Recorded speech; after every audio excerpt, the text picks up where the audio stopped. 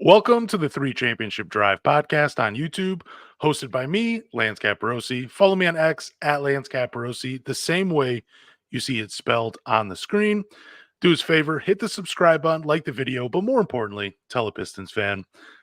So I'm welcoming special guest Wes Davenport from the Pistons Pulse and the Pindown. Wes, feel free to fill in any gaps and introduce yourself and tell people where they can find you. Yeah, absolutely. Thank you so much for having me on, man. This is actually really fun for me. This is my first guest Pistons podcast. So, I've been a producer. I've been behind the scenes there with the Pistons Pulse, which you guys, if you're not listening, please do. As well, I'm hosting the Pin Down with Blake Silverman over at Detroit Bad Boys.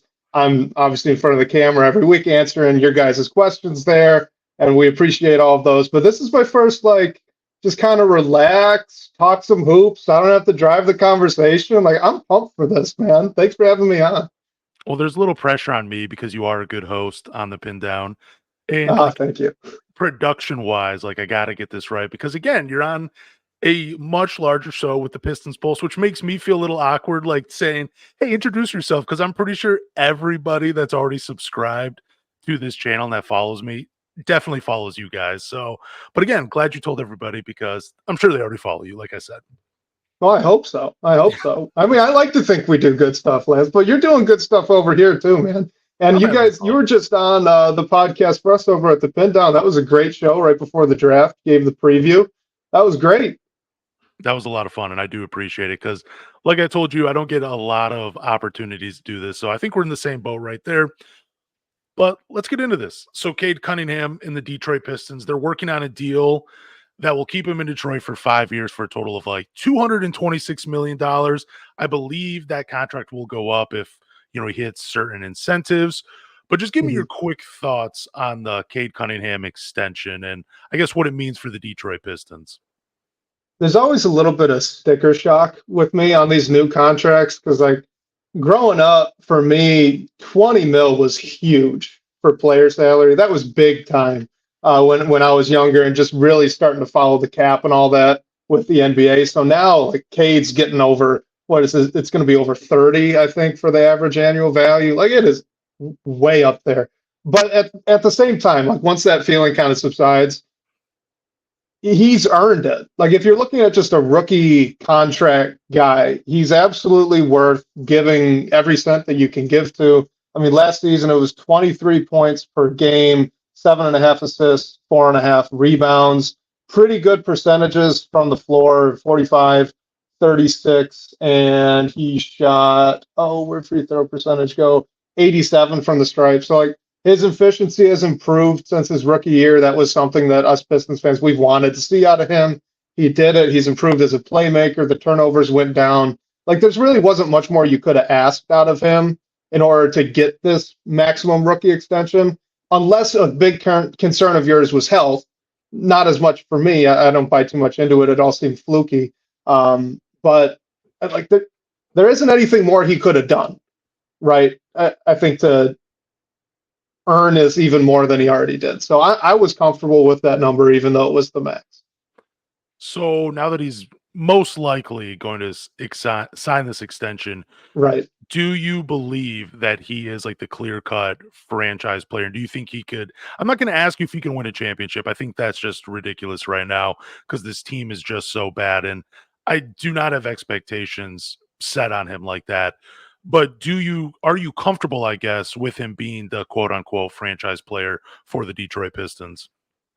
I am. Yeah, Lance, I think a lot of fans, I think we try to skip steps when it comes to this rebuild thing. So when you drafted Cade Cunningham number 1 overall, the question you were not trying to answer was could this guy win me an NBA championship one day as the best player on the floor?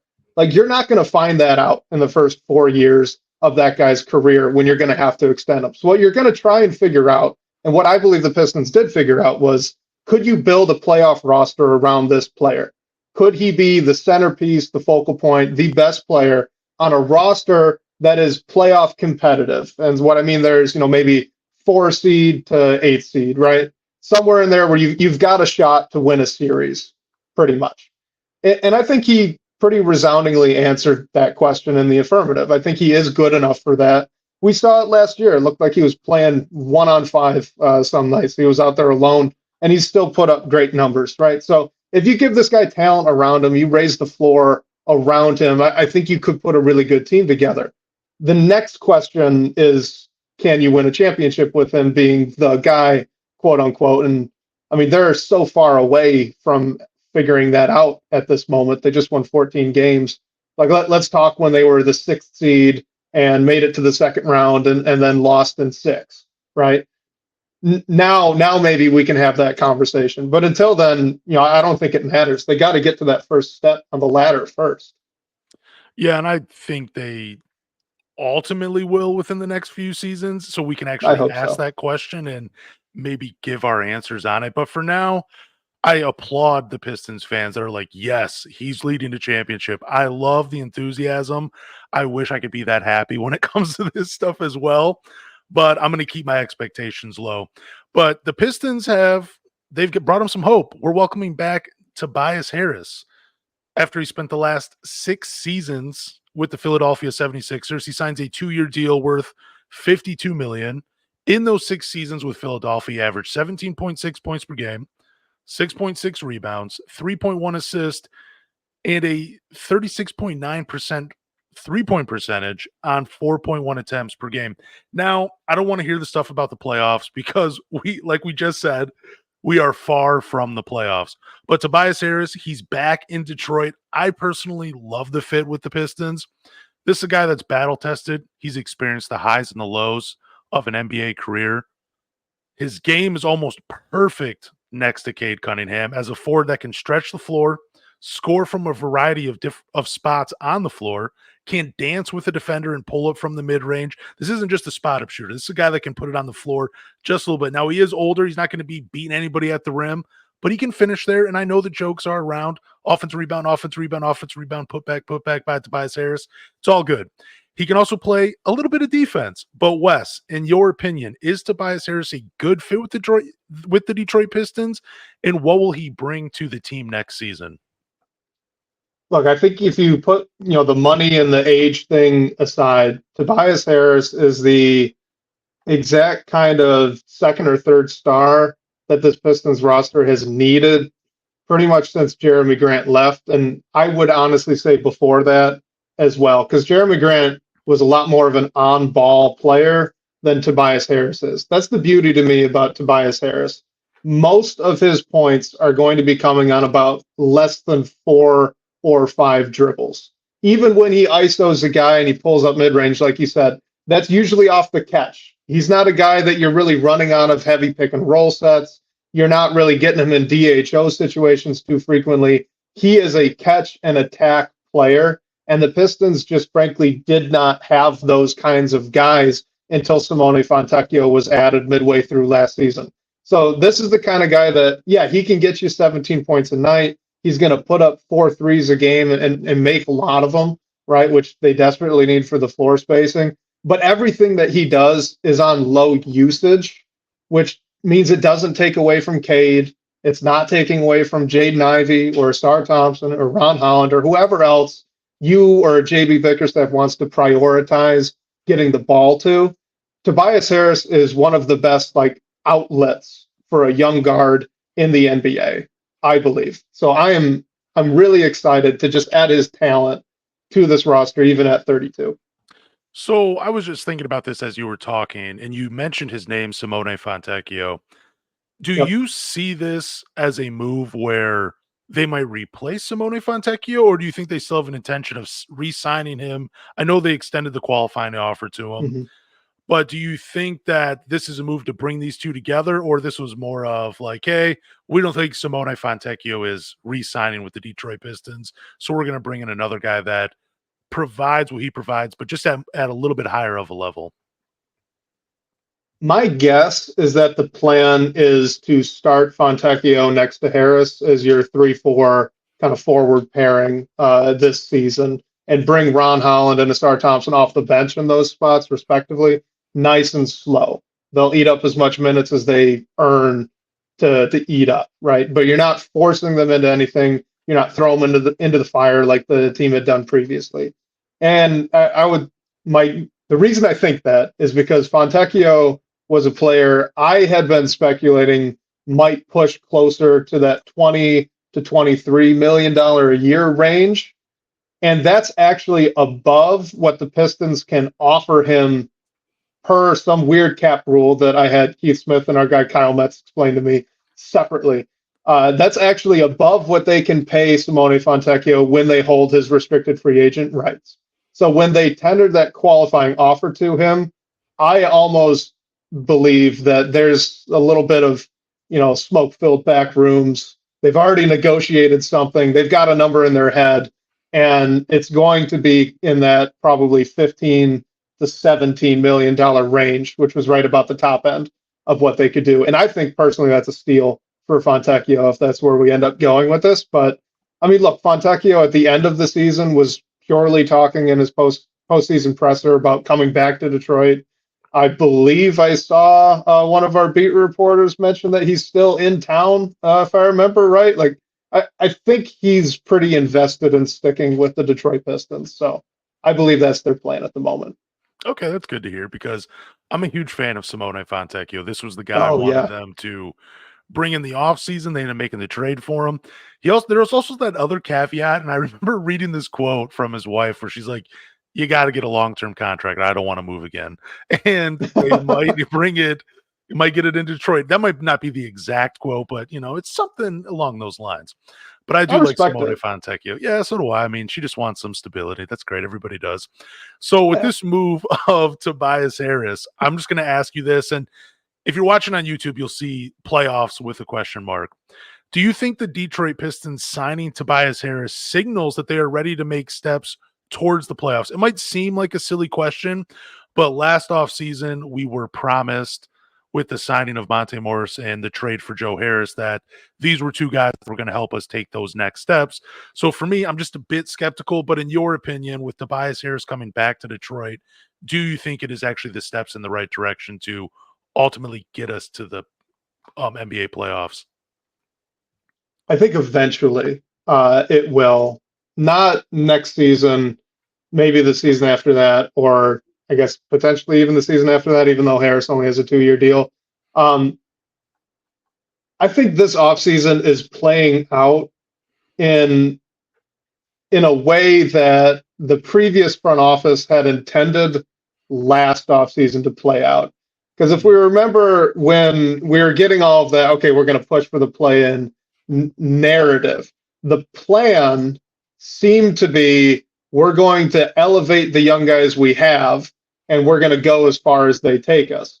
Now, that absolutely failed because they did not construct the roster around the young guys in a way that was beneficial to them, and also partially due to the young guys that the Pistons had just really not stepping out outside of Cade Cunningham. But what we're seeing happening right now with Tim Hardaway Jr., Ron Holland, even Bobby Clinton to an extent, and Tobias Harris, is that these are all players that help Cade Cunningham, Jaden Ivey, and even a little bit of Asar Thompson.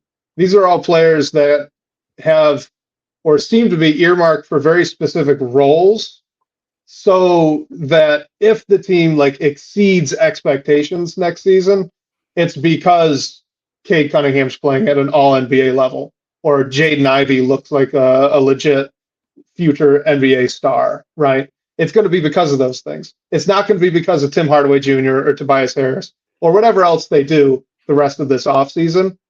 But those guys help facilitate that, so that if Cade does get to that level, like they help him. They help him do it. It's still on Cade, but they help.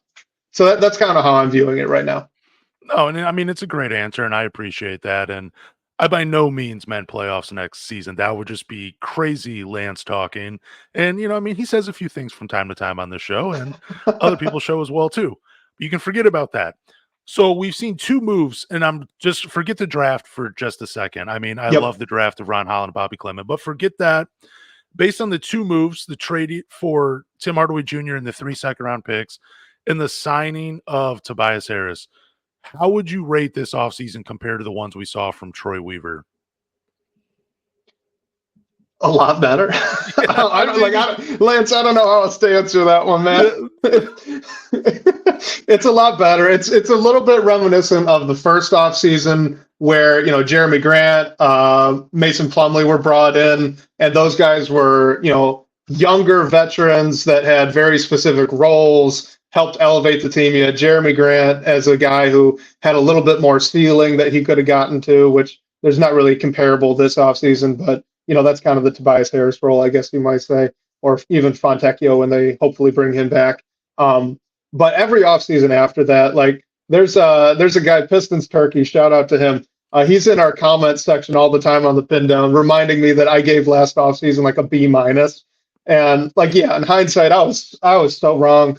This is much better than the B- I gave last offseason. So yeah, it compares favorably. Would you agree? Oh, I mean, I think overall this has been a better offseason when you put all of Troy Weaver's off seasons into into the picture. But that first one where, he was bringing in, like you were saying, like a Mason Plumlee, or after he might have been Kelly Olynyk, I forget what center it was, and then Jeremy Grant. I think it's comparable to that. But these two moves that he's made while also getting assets back, I think it's done an A job compared to what Troy Weaver has done, because I don't know, it just feels like there's more of a direction and more of a plan with Trajan Langdon. And I'm with you. Last offseason, I gave Troy a pretty high grade as well because I loved Monte Morris. And I even loved Joe Harris. I mean, I did too. Even though he was preaching defense, it was like, I mean, you can't really pass on a guy that's hitting like 42% of his threes. That's just incredible. So I personally loved it. I was totally wrong, but I'm taking this offseason over any offseason Troy Weaver gave us. But real quick, Lance, what we're not seeing this offseason that we've seen the past 4 years is those deals where it's one trade and then it comes out a couple days later, like, hold your horses. There's actually going to be more added to this.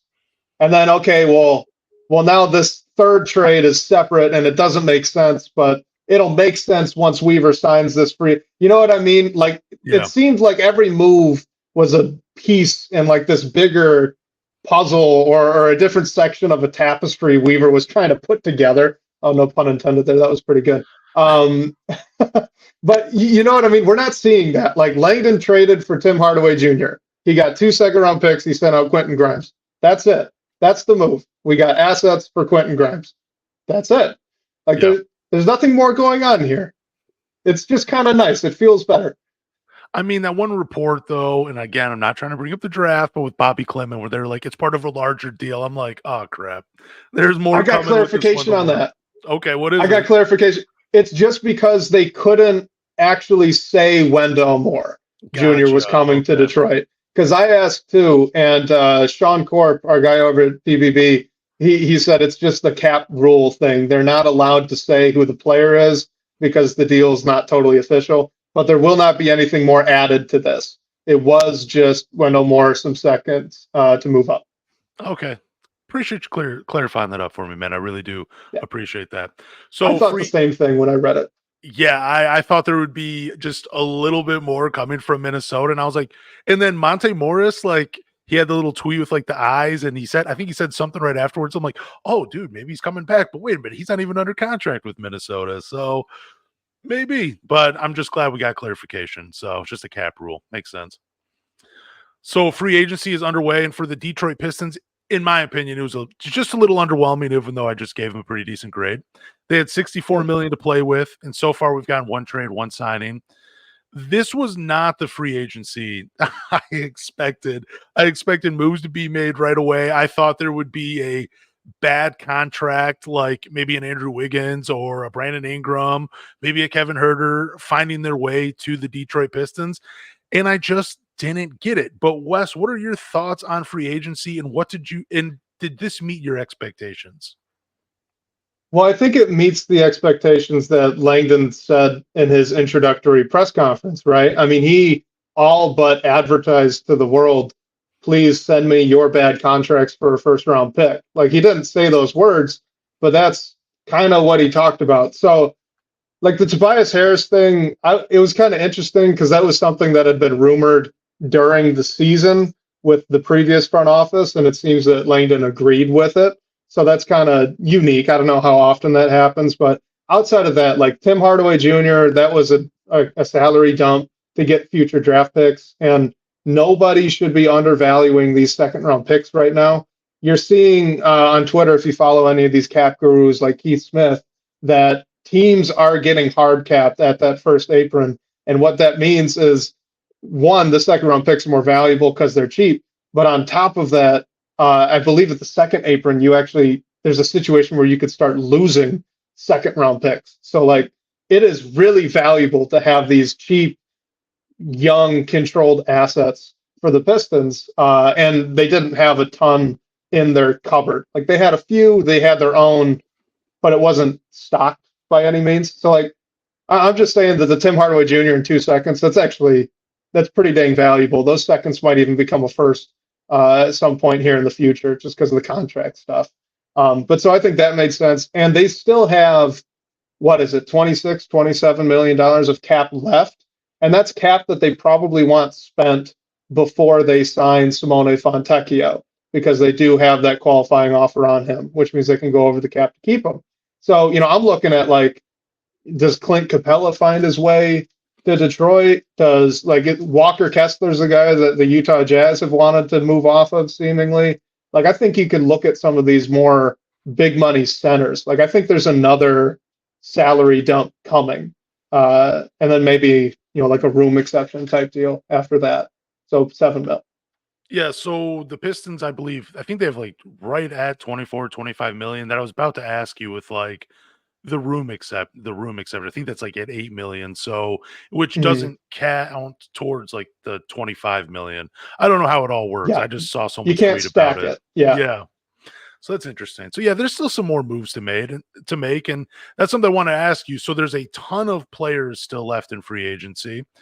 Um, I have a small list of players that I would like for the Pistons to sign. Hopefully, you brought one to the table. But what kind of free agents and like the archetype are you looking for that the Pistons could potentially sign? And not any trades, just players that are in free agency right now. So, like for example, I'm looking for a backup point guard, a rim protecting center, and a forward that could play like the 3-4 position. So that's what I'm looking for. But what are you looking for in free agency as it just currently opened? Just in general, the rest of this offseason, those first two things you mentioned, a backup point guard, ideally one that can defend a little bit and also take care of the ball and shoot. So, I guess not small asks, but it'd be great to have. And a rim protecting five who I think ought to probably just walk in and start game one next season. So those are the two things I'm looking for. Like I said, I don't know if that's going to be in free agency or if that's in trades, but like Markel Fultz would be a good name. Tyus Jones.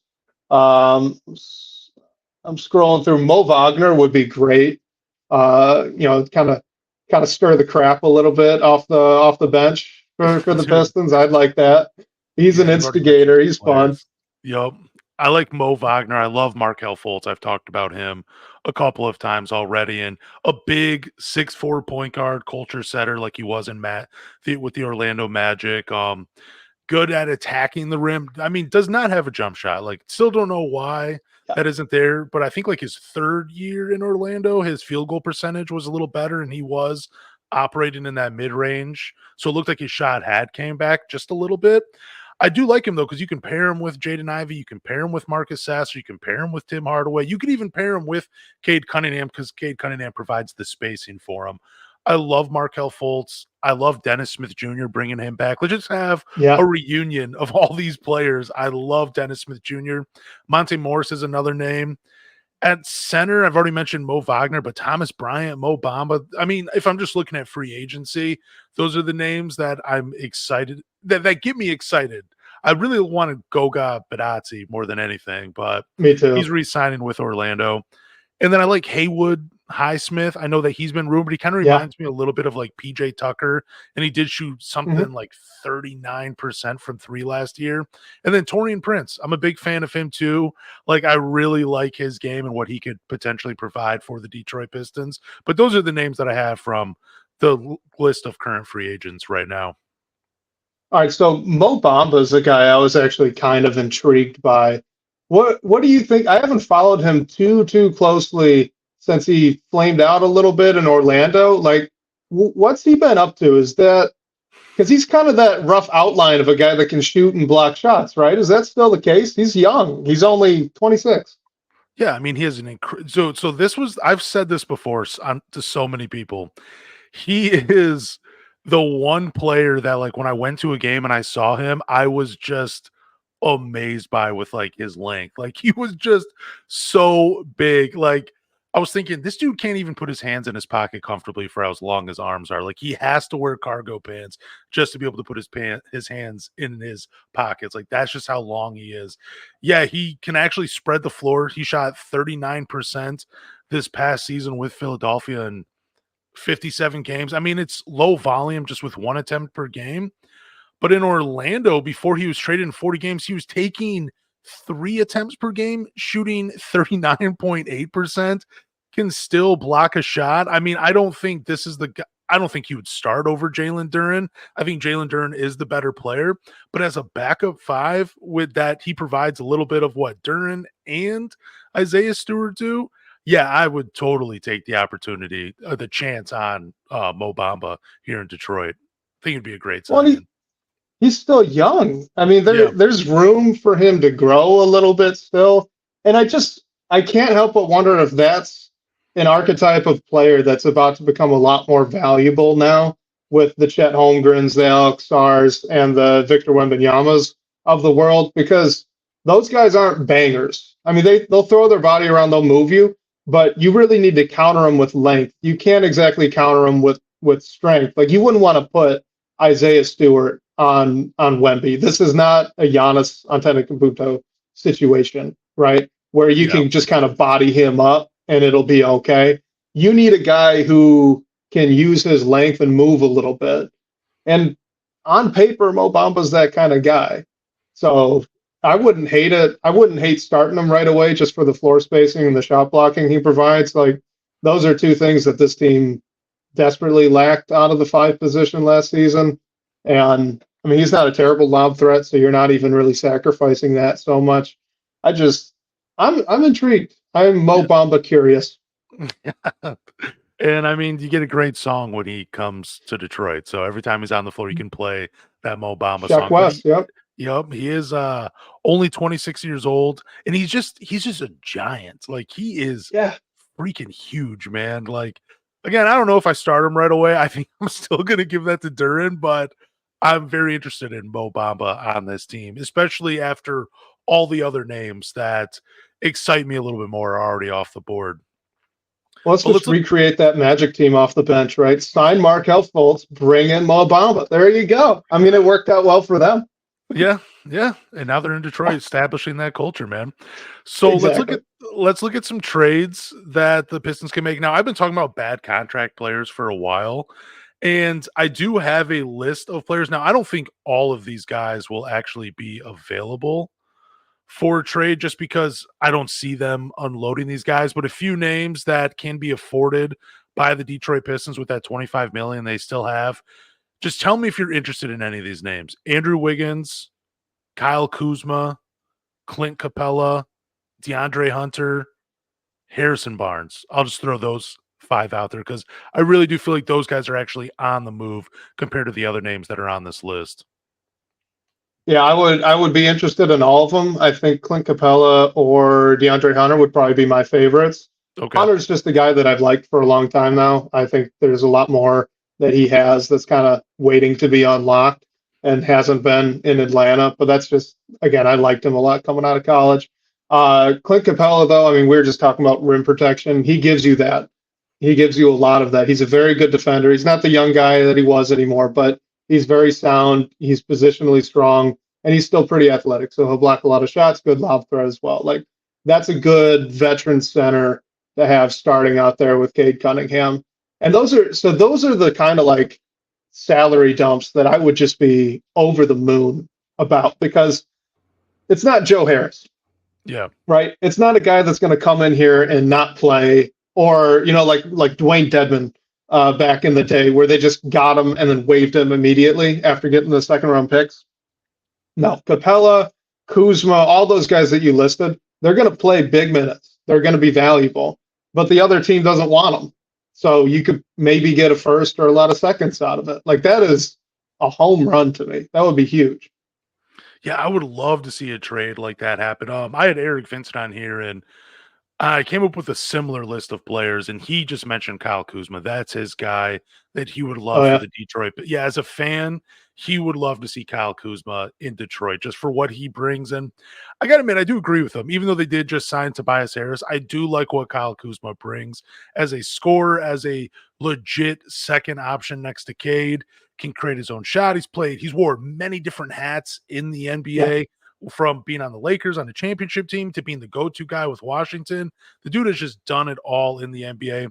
I like Andrew Wiggins just because he is like that utility player that I envision in a Sar and a Ron Holland becoming. So like the perfect, player to actually learn from. And then Harrison Barnes, similar to kind of how Tobias Harris plays, but more of just like a spot up shooter, but a guy that brings like real winning experience to the Pistons, which is something they lack on this team. And, just a veteran that could, teach the guys like, this is how we end games. This is what we did at every stop that I've bet yeah. at. This is what I bring.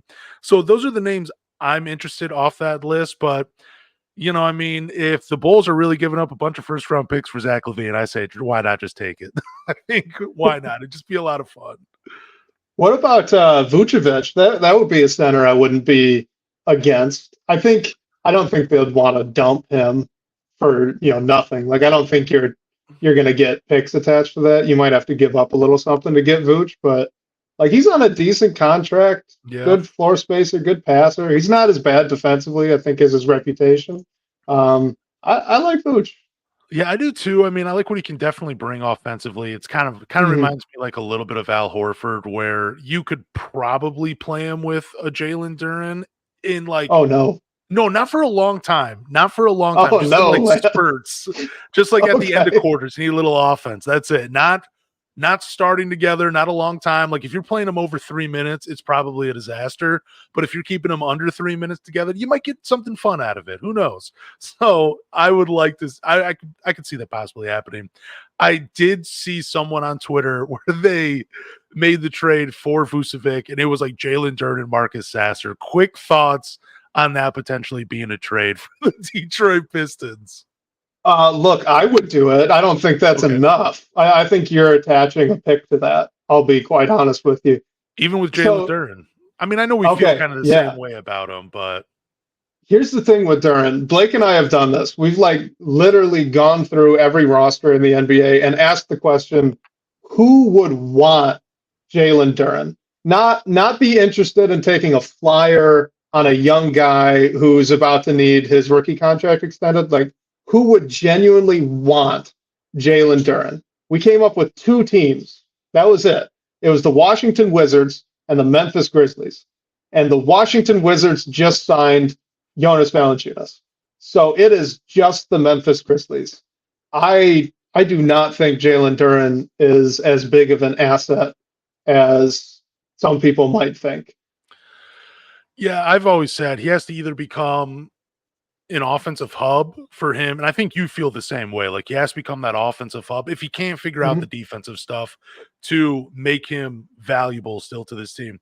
But I remember when Well, I City take it Bay, further, Lance. I think he either needs to shoot it or he needs to be a great defender. Because if you're going to be a five in the modern day NBA, if you're not a good defender, then space the floor and make your offense really potent. And if you're not going to do that, well, then you better be a really good defender. And Duren is neither. And he's also not a great hub as well. Like, the playmaking vision isn't quite there. Like, it's a big time work in progress. yeah, that's kind of what I mean, didn't just get to it, but I was going to say, like, because I don't think he's going to be that good of a defender in the NBA. So Me I'm either. just saying, like, for him, you got to be either an offensive hub or, like you're saying, space the floor.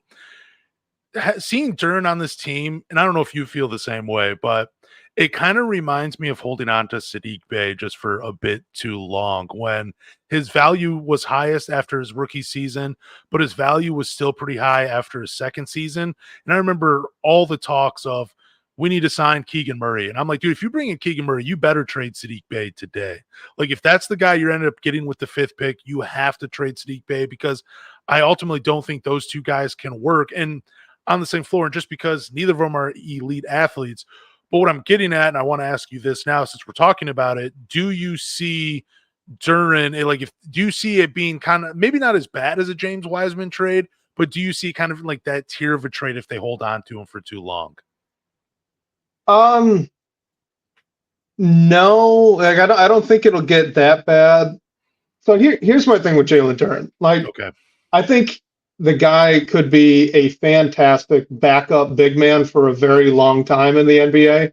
I don't think it's a question of whether or not he's an NBA player. It was a question of whether James Wiseman was going to be an NBA player long term. It was a question of whether Killian Hayes was going to be an NBA basketball player long term. You don't have that question with Jalen Duren. He's big, he's a good athlete, he's a good rebounder, and he's a good lob threat.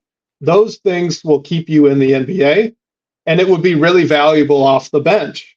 The problem is just when you try to expand him into that starter's role and think that you might get starter or future star even value back in a trade. So, like, I don't think it'll go that low, but at the same time, there is a world right now where Jalen Duren does not get offered a rookie extension. That is on the table at the moment. I really do not think that's a hot take to say. It's something that could happen. He's coming up on year 3, and if he doesn't improve as either a shooter or a defender, he's got big time problems.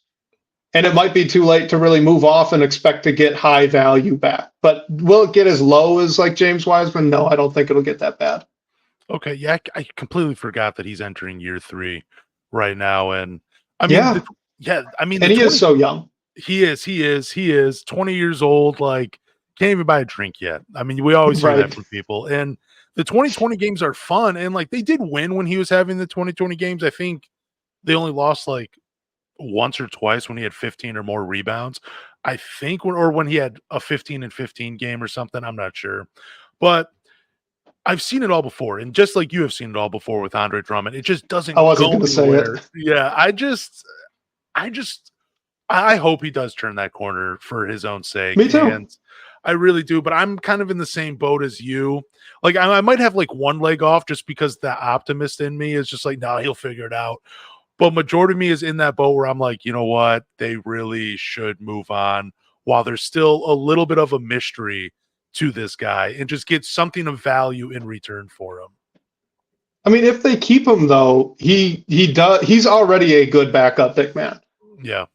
Like, if he doesn't improve as a shooter, if he doesn't improve as a defender, when you're off the bench, those go, like, the threshold for success there goes way down when you're only getting about 20 minutes a night. He could excel in that kind of role already. So, if the GM wants to prioritize Duren instead of Stewart as a backup big man long term, I would get it.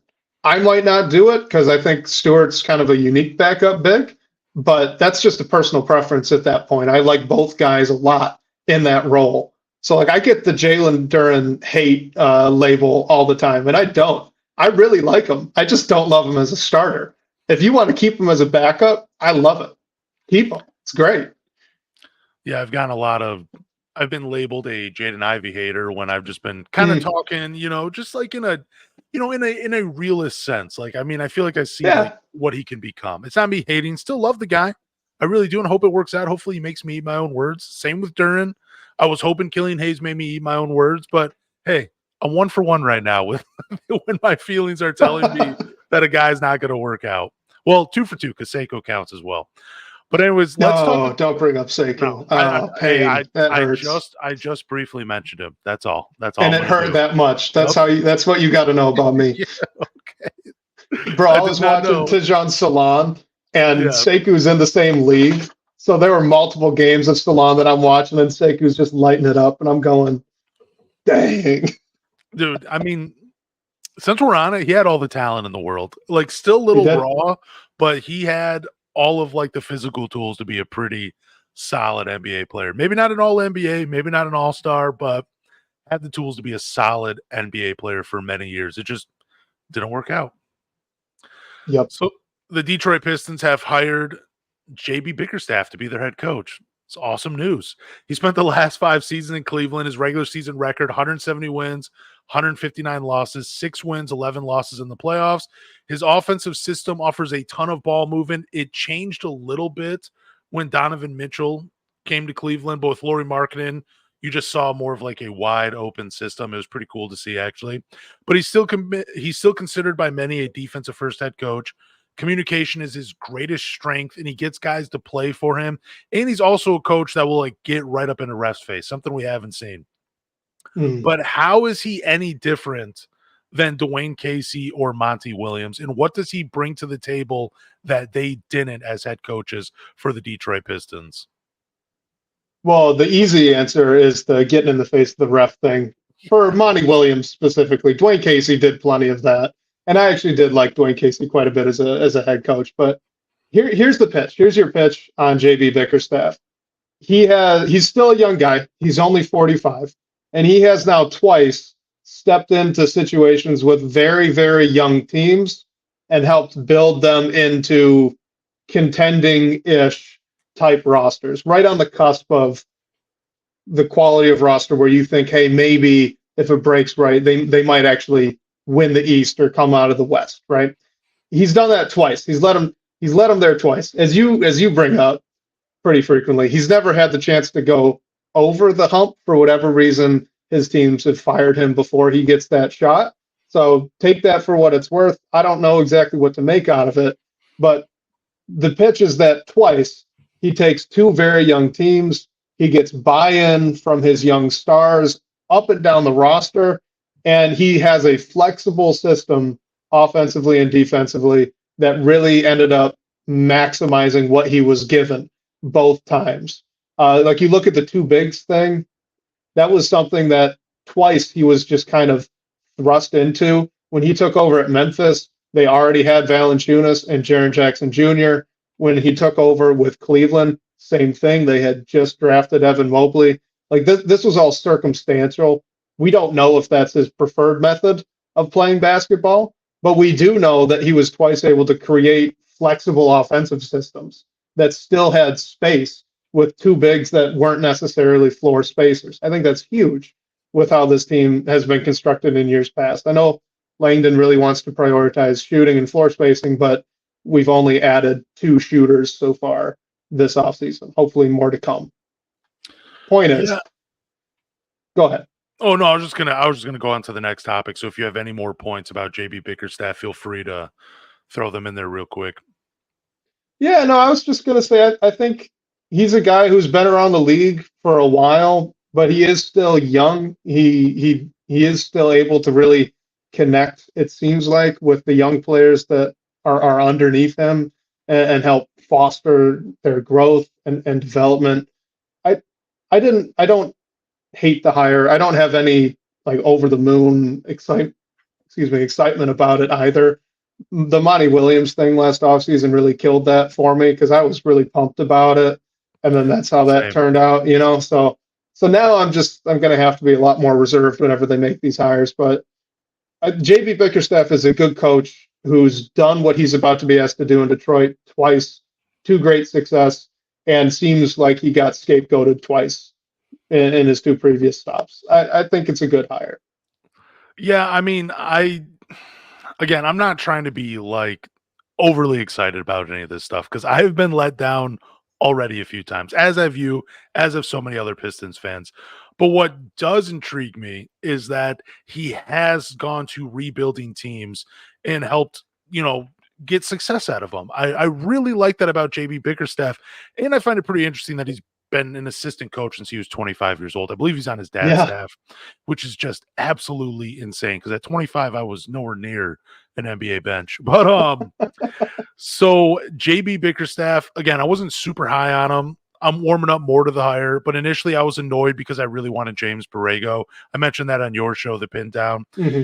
And this hire still feels like a bridge coach. I know that you made some wonderful points of like why it's not. And he's here to help the Pistons, but when they get to that hump, I feel like ultimately they will, just like teams in the past have done to him, they will seek another guy to deliver them over the hump. Just because for whatever reason, I don't know why he's just never been given that opportunity. So I wanted to ask you, where did he rank out of all of the candidates that were interviewing for the job? Where was he on that list of 4 candidates that we got? He was second to me. He was right behind James Borrego. That was my Okay. preferred coach as well. But again, like we don't know a lot of this stuff. We don't know a lot of what's going on behind the scenes with these coaches. So the only reason Borrego ranked ahead of JB Bickerstaff for me is because he was more of an offensive minded head coach and he Yeah. has the reputation of being kind of an offensive guru, mastermind, what have you. So that intrigued me a lot. And instead of JB Bickerstaff being more defensive minded, just on the other end of that spectrum. I was very worried though about having a first time head coach with a roster full of young players and a first time GM. Like that is all 3 levels of your organization learning on the job. And that made me nervous. Like it's worked out before at other places. It could have worked out here, but there was some comfort for me. And okay, this guy at head coach, he's done it before. He knows what it takes, and he can help guide these young guys day to day through practice and games. So I had the 2 former head coaches top of my list. Yeah, I had actually it flipped for me a few times because like I said, I really wanted James Borrego. He was number 1. I was leaning towards Mike Inori as number 2, just because I had read that he had some pretty good in-game adjustments and pretty Mm-hmm. clever offensively as well. Sean Sweeney and JB Bickerstaff, they flipped a lot for me at 3 and 4, just because I felt like Sean Sweeney really fit the criteria of what Langdon had talked about during his introductory press conference of what he wanted from a head coach in terms of like development and guy that's passionate Yeah. about that and a good communicator. Now we're getting some of that stuff with JB Bickerstaff, like, from things I've read, he seems like a great communicator. Like it's his best gift. Like that's his number one strength when it comes to coaching. I did touch on that he is more of a defensive minded coach, but from some of the stuff, like your co-host Blake, he tweeted out a like coach's corner with Nikias Duncan and Yeah. Steve Jones. That stuff is fun to watch, like what he does defensively and what he does offensively.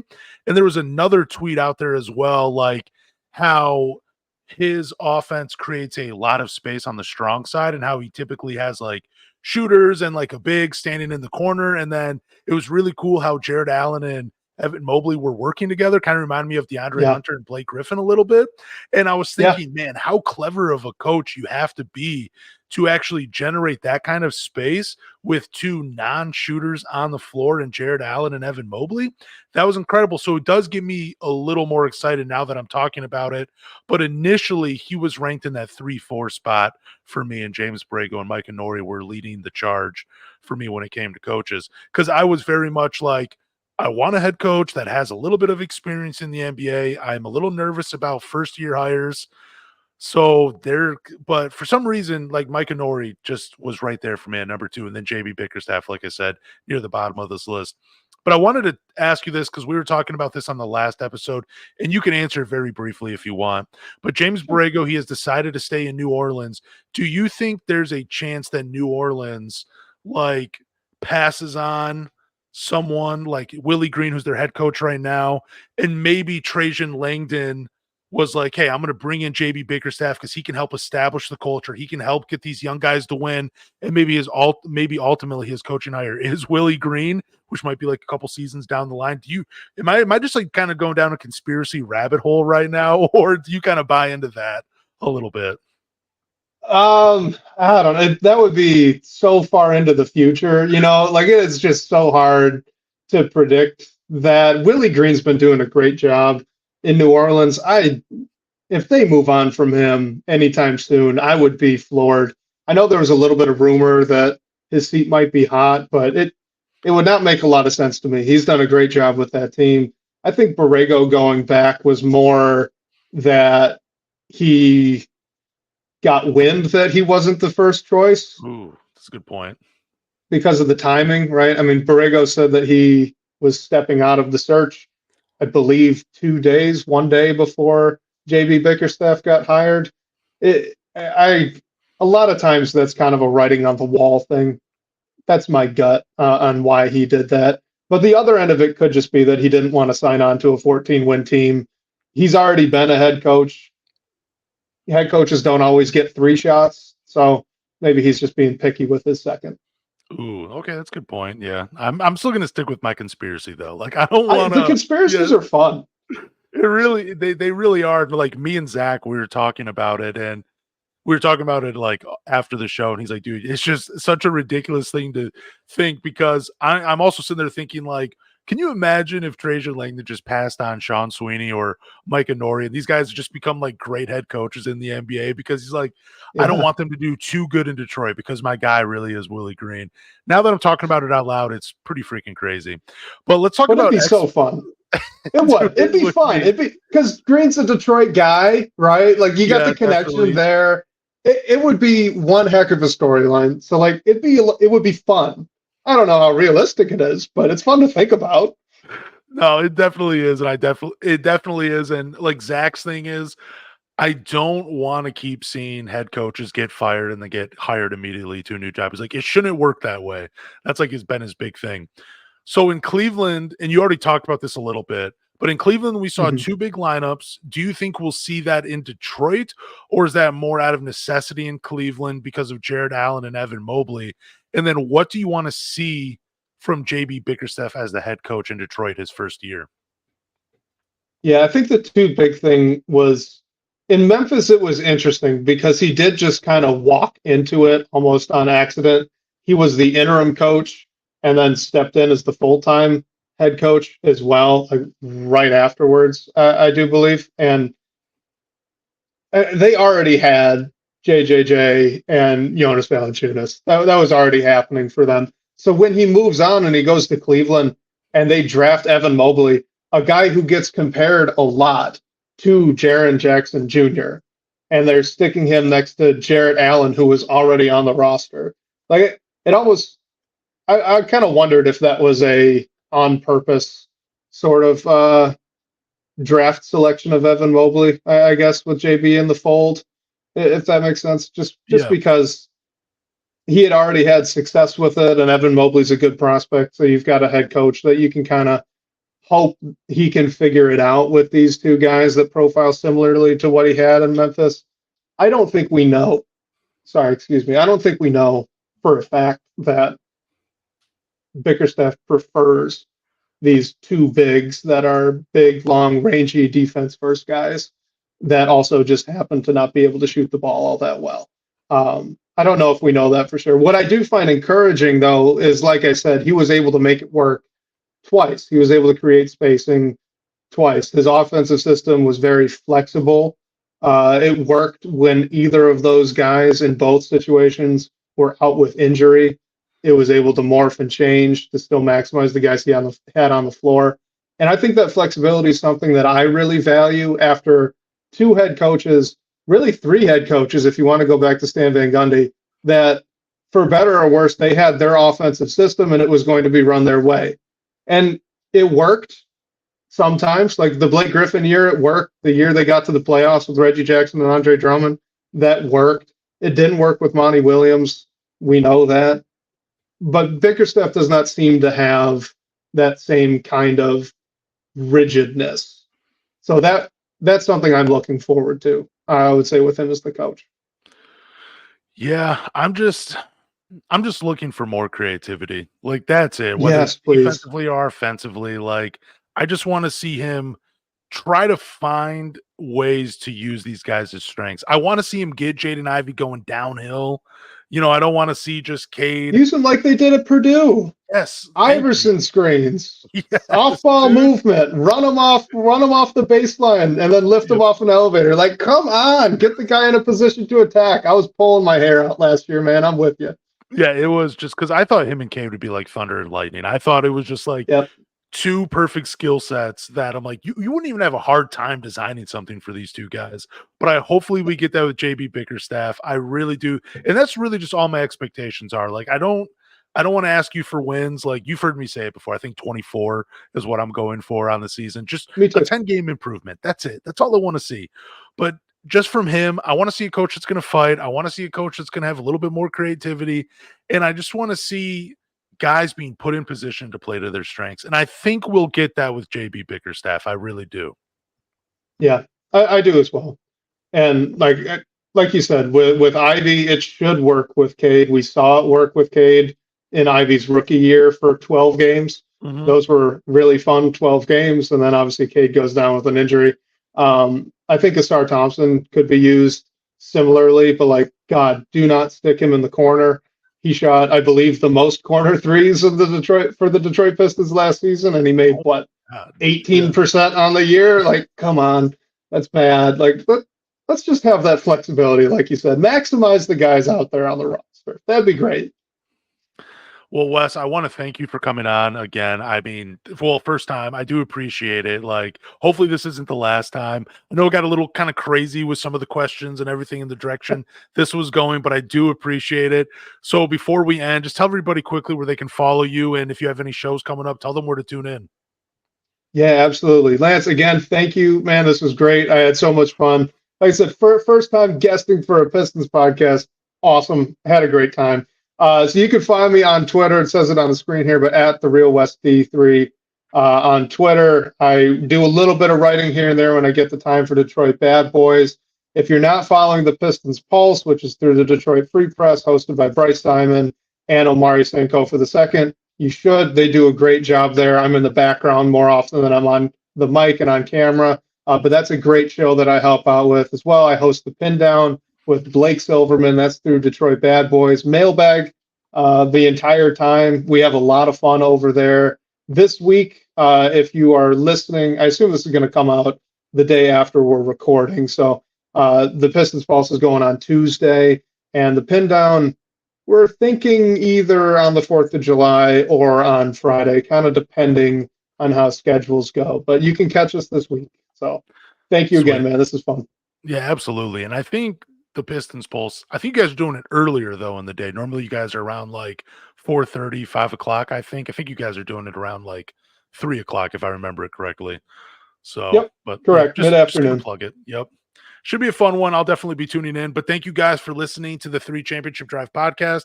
Do me a favor, go to Google, Apple, Spotify, or wherever you listen to podcasts. Hit the follow button. After you hit the follow button, rate with 5 stars. Tell me what you're going to love about JB Bickerstaff this season. But more importantly, tell a Pistons fan.